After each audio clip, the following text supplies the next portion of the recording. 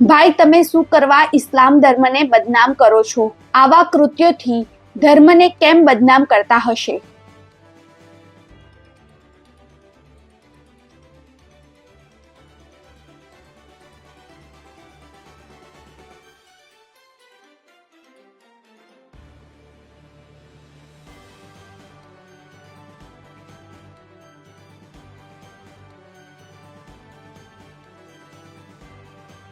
ધર્મ કાર્ય કરવાની કંઈક તો પવિત્રતા હોય કે નહીં? હજ પર કેમ ચોખ્ખા વસ્ત્રો પહેરીને જાય એ આ લોકો નમાજ ગમે ત્યાં કેમ પડવા લાગ્યા? ભાઈ, તમે શું કરવા ઇસ્લામ ધર્મને બદનામ કરો છો? આવા કૃત્યોથી ધર્મને કેમ બદનામ કરતા હશે?